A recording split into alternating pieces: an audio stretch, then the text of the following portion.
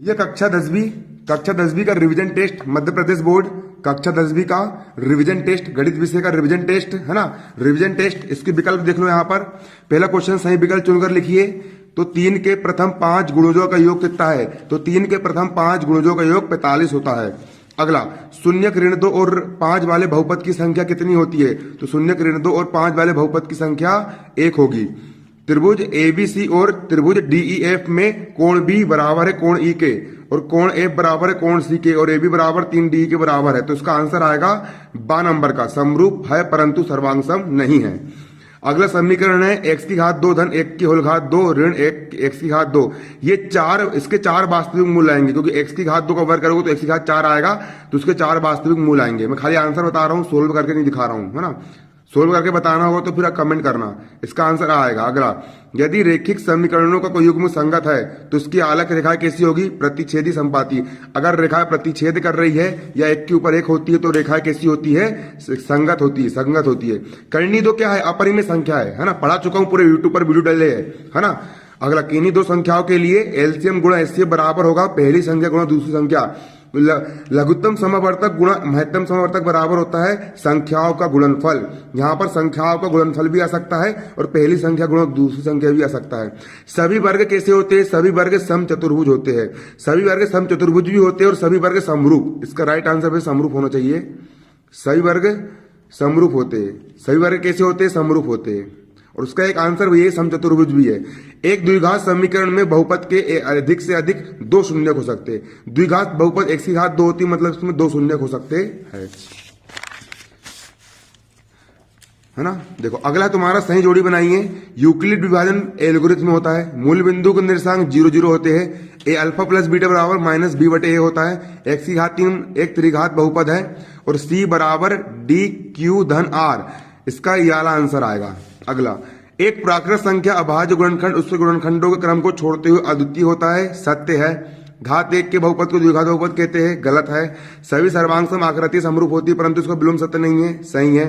पूरा पढ़ा चुका हूँ, यूट्यूब पर डाले पूरे वीडियो, है ना, और कोचिंग में पढ़ा चुका हूँ, है ना। एक द्विघात समीकरण x की घात 2 धन bx धन c बराबर 0 में 2 भिन्न वास्तविक मूल होते हैं यदि ये गलत दिया है ना।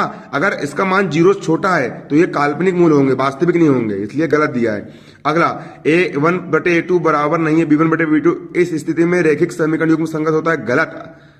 वो सही है ना, संगत सही, सत्य है ये। क्लियर।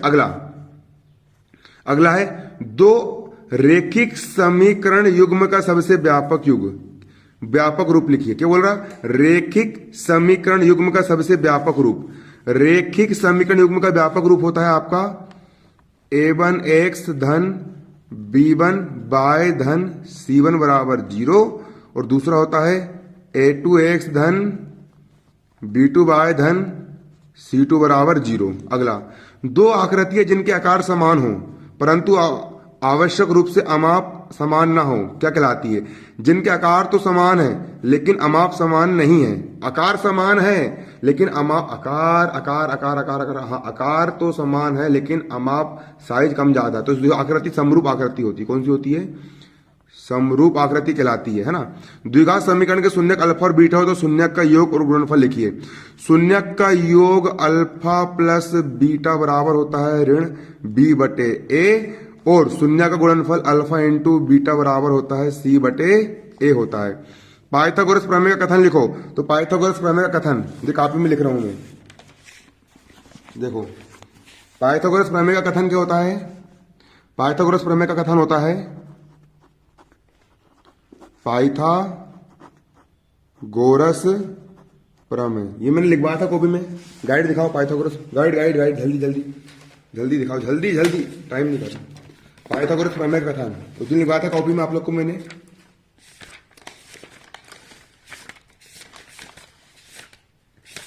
दो मिनट अभी निकाल दे रहा हूं ना।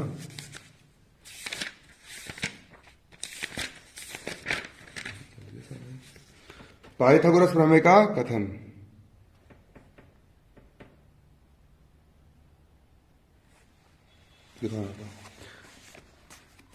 पाइथागोरस प्रमेय, ये दिखा पाइथागोरस प्रमेय कथन।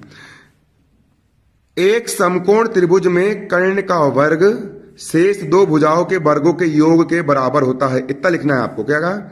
एक समकोण त्रिभुज में, लिखो सब लोग, एक समकोण त्रिभुज में कर्ण का वर्ग शेष दो भुजाओं के वर्गों के योग के बराबर होता है। ये होता है पाइथागोरस प्रमेय। यहां से लेके यहां तक, यहां से लेकर के यहां तक। थोड़ा अच्छे दिखाओ, उसको हिलाओ मत, पूरा जाए है ना। यहां से क्लियर। और नीचे सूत्र लिख देना। सूत्र क्या लिखना?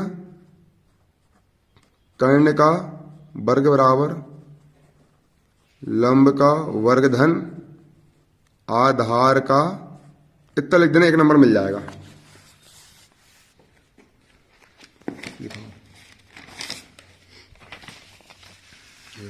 अगला है, अगला क्या तुम्हारा?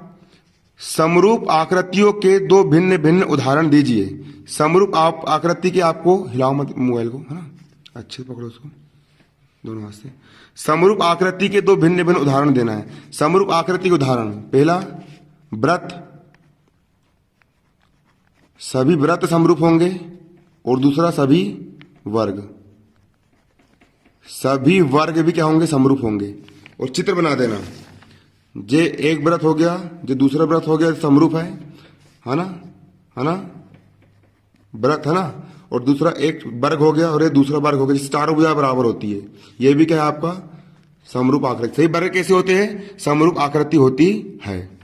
इसके बाद बुक रेडी रखो, सब कुछ रेडी रखो। देखो अब पहला क्वेश्चन क्या तुम्हारा? पहला क्वेश्चन है, जांच कीजिए कि 2x - 1 इंटू x - 3 बराबर x + 5 ब्रैकेट में x - 3 एक द्विघात समीकरण है। आपको इसकी जांच करना है, द्विघात समीकरण है या नहीं है। गणित की बुक